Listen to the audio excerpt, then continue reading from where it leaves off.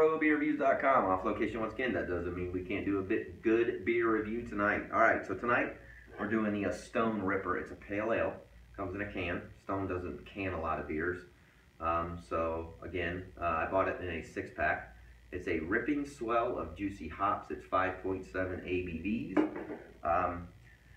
Talks about on their website, they've got a great website. It talks a little bit about how they created this out of the coastal communities of Southern California and Oz, sourcing from classic Cascade to Pacific Northwest and Australian Galaxy hops.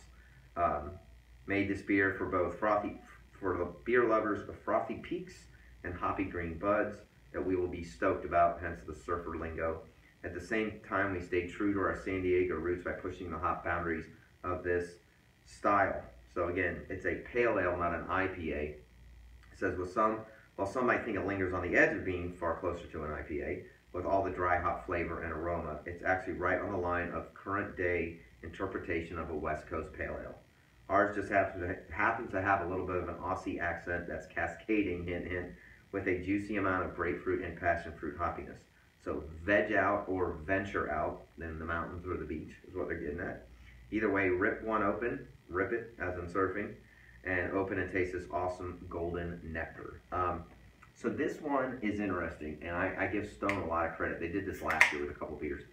It's winter time. It's January, and they brought out a kind of what I would call citrusy, very thirst-quenching, fruity type of beer out on the launch. So it's got a really cool, almost golden, tinted brown kind of look to it. Got a nice foamy head on it with a little bit of color actually on the malt side. It smells it smells like grapefruit and passion fruit with hops in the background.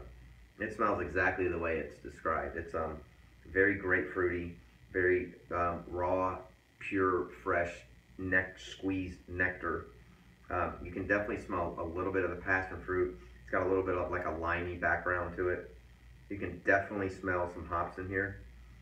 I would guess these are the Galaxy hops I can smell, mostly. There have been a couple beers that have come out with different breweries that are specifically single brew Galaxy hop beers, and it has a very unique aroma and flavor.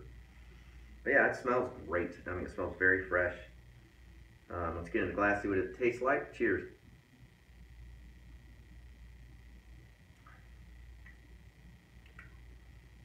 That's different. That's good. It smells fruitier than it tastes. Still got exactly what I said on the front end. It kind of finishes really quick and really dry, which is, it's got kind of a powerful mouthfeel to it, more of a medium body. Not that it should be light or heavy, but that's interesting. It's got a little bit of a breadiness to it on the back end. The hops aren't as pronounced as what I would have guessed. They're a little bit more on the very piney side as opposed to the citrusy side.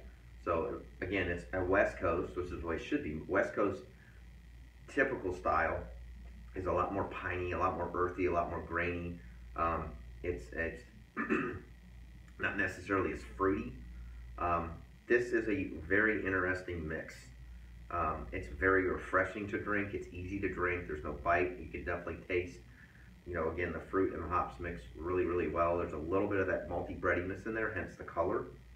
I've actually seen Galaxy hop beers have a darker color like this.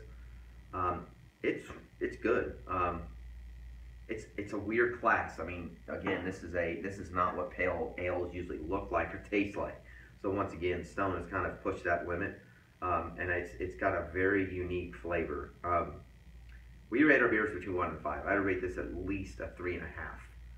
I'm gonna have to have a few more of these to really decide if I would push it more towards a 3 or a 4 or a 4. On our scale, I would definitely buy it again. It's not something that I would drink like often, but for a change, in terms of a pale ale or even an IPA, it definitely tastes more like an IPA. I 100% agree with their description.